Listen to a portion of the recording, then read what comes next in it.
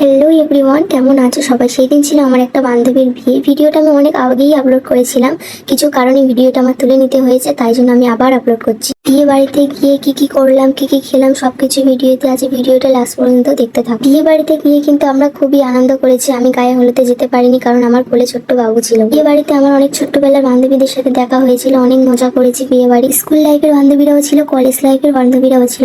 সত্যি ওদের সাথে আমার দেখা হবে আমি ভাবতেই পারিনি। আমি খুবই আনন্দিত হয়েছি। চলো তোমাদের সাথে কিছু সত্যি কথা শেয়ার করি। মানুষের আসল রূপ কথায় নয়, তার ব্যবহার আর কাজেই প্রকাশ পায়। ভালো মানুষ সেজে থাকা সহজ, কিন্তু ভালো চরিত্র ধরে রাখা কঠিন। মুখোশ পরা মানুষের চিনতে সময় লাগে, কিন্তু চিনে গেলে আর ভুলতে সময় লাগে না। সেই পর আমি আমার বান্ধবীর সাথে দেখা করে নিলাম। তারপরে উপরে চলে গিয়েছিলাম খাওয়া দাওয়া করতে।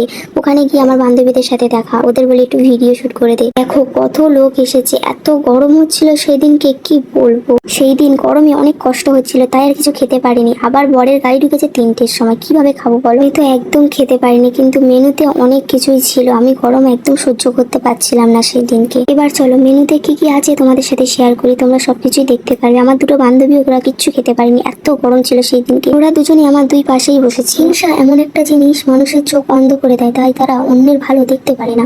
জীবনে কিছু কষ্ট এমন হয় না কাউকে বলতে পারি, না কাউকে দেখাতে পারি। আমার ভিডিওগুলো তোমাদের কাছে কেমন লাগে একটু কমেন্টে জানিও প্লিজ। কিছু ব্যথার কোনো ওষুধই নেই, শুধু সময়ের অপেক্ষায় থাকি যে আবার ঠিক হয়ে যাবে। আমরা গিয়েছিলাম বর পক্ষ থেকে, কনে পক্ষ আমরা যাইনি, কিন্তু আমাদের দুই পক্ষই নেমন্তন্ন ছিল। বিয়ে বাড়িতে অনেক আড্ডা, মজা, হাসি খুশি, আনন্দ, অনেক কিছুই করলাম। খুবই ভালো লাগলো।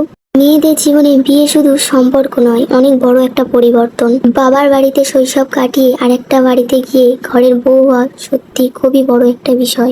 আমরা শ্বশুর বাড়িতে গিয়ে কিন্তু অনেক বড় হয়ে যাই, অনেক কষ্ট দুঃখ সহ্য করা শিখে যাই। সত্যি মেয়েদের জন্ম এক জায়গায় হয় আর মৃত্যু আর এক জায়গায় হয়।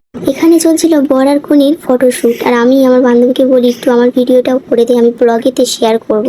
সেই দিনকে কিন্তু বর আর কনের অনেকটাই সুন্দর লাগছিল। সত্যি ওদের সাজটা খুব সুন্দরই হয়েছিল। খাবারের মেনুতে কিন্তু অনেক কিছুই ছিল, আমি কিন্তু সবকিছু খেতে পারিনি। আমি সবকিছুই বাদ দিয়েছি একটু একটু করে খেয়ে, যেটা তোমরা ব্লগ ভিডিওতে দেখেছো। পুরো ভিডিওটাই কিন্তু তোমরা দেখেছো যে আমি কি কি করলাম বিয়ে বাড়িতে, কি কি খেলাম। এভাবেই বিয়ে বাড়িটা কেটে গেল। জানো তো ওদের দুজনের কিন্তু খুব সুন্দর মানিয়েছে। এবারে চলে যাচ্ছি বাড়িতে, কারণ আমি বাবুকে রেখে এসেছিলাম। এত গরমে আমি বাবুকে নিয়ে আসতে পারতাম না। সেই দিন কিন্তু অনেক গরম পড়েছিল। এই গরমের ভিড়ে আমি বাবুকে নিয়ে কিভাবে আসতাম, ওই জন্য আমি বাবুকে বাড়িতে রেখে এসেছিলাম, তাই জন্য তাড়াতাড়ি চলে যাচ্ছিলাম। আমার এই ভিডিওটা ভালো লাগলে প্লিজ ফলো করে পাশে থেকে যেও এবং একটা লাইক করে যেও।